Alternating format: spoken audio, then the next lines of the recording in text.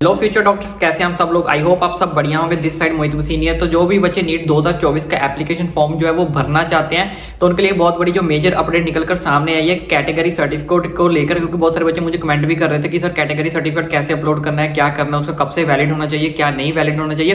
तो बहुत बड़े जो मेजर चेंजेस हैं वो 2024 के अंदर किए गए हैं। अगर आप नीट का 2024 का लेटेस्ट जो बुलेटिन आया है, ब्रोशर आया, अगर आप उसको उठाकर देखोगे तो उसमें बहुत सारे जो चेंजेस किए गए हैं कैटेगरी सर्टिफिकेट को लेकर। तो अगर आप ये कैटेगरी सर्टिफिकेट को रीजंस को जो उसमें बताए गए, अगर आप उसको फॉलो नहीं करते कंडीशंस को, तो आपका फॉर्म जो वो रिजेक्ट भी किया जा सकता है और रिजेक्ट भी हो सकता है। तो हमें इस तरह से इन सब चीजों से जो है बचना है। तो उसके लिए आज मैं आपको ये वीडियो बना रहा हूँ। वीडियो बहुत ज्यादा इंपॉर्टेंट होने वाली, ईच एंड एवरीथिंग मैं आपको अच्छे से समझाऊंगा, चाहे आपके पास कैटेगरी सर्टिफिकेट है या नहीं है, तो किस तरह से आपको अपने फॉर्म को जो फिल करना है और किन किन बातों का जो वो ध्यान में रखना है। तो यहाँ पे कुछ मैंने मेजर चेंजेस जो उसमें आए हैं वो मैंने यहाँ पे ऑलरेडी मेंशन कर रखे हैं, तो आप ये ध्यान से चीजों को समझिए। सबसे पहला चीज क्या थी, जो लास्ट 2023 का था, उसमें जब हमारे नीट की रजिस्ट्रेशन स्टार्ट हुई थी, उसमें क्या था, डेक्लेरेशन फॉर्म जो वो दिया रहता था इज अवेलेबल। बट इन 2024 के अंदर जो डेक्लेरेशन फॉर्म है वो अवेलेबल नहीं है। No declaration form available. अब इस डेक्लेरेशन फॉर्म का काम क्या होता था वो मैं आपको अच्छे से बताता हूँ कि जिन बच्चों के पास कैटेगरी सर्टिफिकेट नहीं होता था तो उनको क्या करना होता था, एक ये डेक्लेरेशन फॉर्म दिया रहता था, उसको क्या करना होता था, फिल करके उसके साथ अटैच करना होता था 2023 तक। लेकिन 2024 के अंदर डेक्लेरेशन फॉर्म जो वो दिया ही नहीं है। तो जिन बच्चों के पास कैटेगरी सर्टिफिकेट अभी के लिए नहीं है तो वो बच्चे क्या करें। तो इस चीज के लिए बहुत बड़ा जो मेजर इशू सबसे पहले जो निकलकर सामने आ रहा है, या फिर अपडेटेड नहीं है, तो वो बच्चे क्या करें।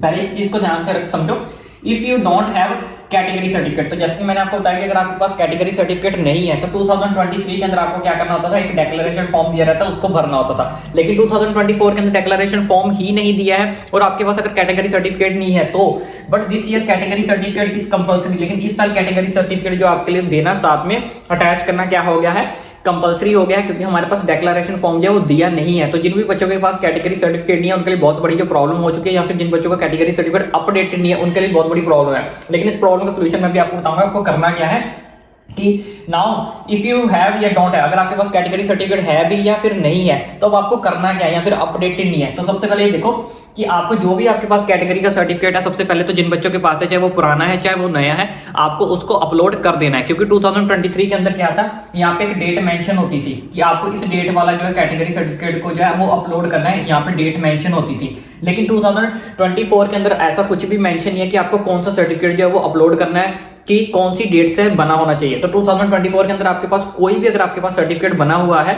ठीक है, पुराना है नया है, आपको उसको सिंपली अपलोड कर देना है। क्योंकि 2023 के अंदर मेंशन किया गया था कि इस तारीख से इस तारीख वाला जो सर्टिफिकेट है वो आपके लिए वैलिड होगा। लेकिन 2024 के अंदर कोई भी जो है वो बुलेटिन के अंदर, जो ब्रोशर के अंदर डेट मेंशन नहीं है कि आपका कैटेगरी सर्टिफिकेट कहां से कब तक बना होना चाहिए। तो ऐसा बिल्कुल भी उसमें मेंशन नहीं है। तो आपके पास जो भी कैटेगरी सर्टिफिकेट पड़ा हुआ है घर पे, आपने सिंपली उसको क्या कर देना है, अपलोड कर देना है। और दूसरे बच्चे, जिन बच्चों के पास कैटेगरी सर्टिफिकेट नहीं है, क्योंकि जैसे मैंने आपको बताया कि this year category certificate compulsory है, वो बच्चे वाले क्या करें, if you don't have category certificate. तो देखो बच्चों, अभी हमारे पास फॉर्म फिल करने के लिए हमारे पास 1 मंथ का टाइम है। तो 1 मंथ के लिए अगर अभी से भी आप अप्लाई करते हो तो आपका इजीली 10-15 दिन के अंदर अंदर आपका कैटेगरी सर्टिफिकेट जो वो बन के आ जाएगा।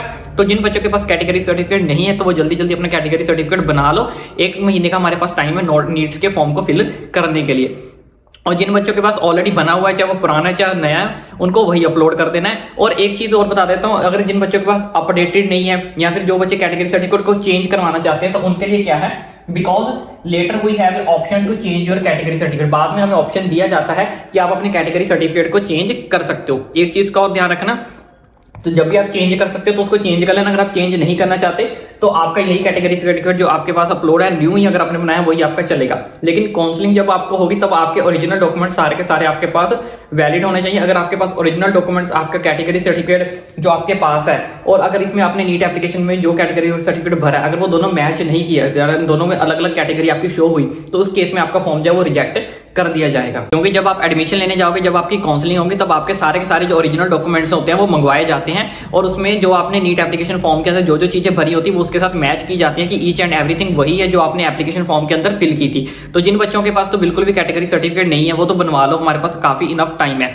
लेकिन जिन बच्चों के पास ऑलरेडी बना हुआ है लेकिन वो अपडेटेड नहीं है तो कोई दिक्कत नहीं है। अभी जो फिलहाल के लिए आपके पास कैटेगरी सर्टिफिकेट है आप उसको अपलोड कर लो, बाद में आप उसको अपडेट करवा लेना न्यू पैटर्न के अकॉर्डिंग। अपडेट करवाने के बाद अगर आप चेंज करना चाहते हो उसको, ठीक है, हमारे पास बाद में ऑप्शन दिया जाएगा, आप उसको क्या कर सकते हो, चेंज भी कर सकते हो। लेकिन इस चीज का ध्यान रखना कि अगर आप जो नया बनवाते हो या फिर आप उसको चेंज करवाते हो, अगर उस कैटेगरी में उसमें आपका कोई चेंज आ गया या फिर आपने जो फॉर्म फिल करती थी उस कैटेगरी में आपकी दोनों कैटेगरी मैच नहीं हुई, तो इस केस में आपका जो है फॉर्म रिजेक्ट कर दिया जाएगा। लेकिन आपके पास ऑप्शन जरूर दिया जाएगा कि आप अपने कैटेगरी जो सर्टिफिकेट आपने अपलोड किया था, अगर आप उसमें चेंज करना चाहते हो तो आप चेंज कर सकते हो। ठीक है, तो जो अगर आप चेंज करते हो तो जो काउंसलिंग वाला जो आप टाइम दिखाओगे तो दोनों मैच करने ही चाहिए। इस चीज का आपको खास करके ध्यान रखना है। दोबारा रिपीट कर देता हूँ कि अगर आप अपने कैटेगरी सर्टिफिकेट को बाद में जब आपको ऑप्शन मिलेगा, अगर आप उसको चेंज करते हो तो चेंज जो आपने किया है वही आपका जो कैटेगरी सर्टिफिकेट है फिर आपको काउंसलिंग में भी दिखाना पड़ेगा। दोनों आपके सेम टू सेम मैच करने चाहिए। ऐसा ना करना कि यहाँ पे चेंज कोई आप नया वाला कर दो, काउंसलिंग में आप पुराना वाला शो कर दो, तो दोनों अगर मिस मैच हो गए तो फिर इस केस में आपका फॉर्म जो है वो रिजेक्ट कर दिया जाएगा। कैटेगरी सर्टिफिकेट को लेकर कैटेगरी सर्टिफिकेट को लेकर आपके बहुत सारे बच्चों के डाउट्स आ रहे थे, इसलिए मैंने एक छोटी सी वीडियो बना दी। आई होप अब आपको सारे के सारे डाउट्स जो है वो क्लियर हो गए होंगे and each and every step को अच्छे से फिल करना, उसके लिए मैंने एक ऑलरेडी लाइव वीडियो भी बना रखी है, लाइव डेमो करके भी दिखाया है कि कैसे अपने नीड को एप्लीकेशन फॉर्म को फिल करना है। 1 बाय 1 स्टेप मैंने आपको लाइव डेमो करके दिखाया है और उस वीडियो को देखना ना भूलें, क्योंकि एक बार अगर आपकी फॉर्म में भी गलती होगी, कुछ चीजें ऐसी होती हैं जैसे एप्लीकेशन फॉर्म के अंदर कैटेगरी सर्टिफिकेट को तो आप बाद में चेंज कर सकते हो, लेकिन कुछ चीजें ऐसी होंगी जिसको आप बिल्कुल भी चेंज नहीं कर सकते, वो आपका same to same as it is ही रहेगा।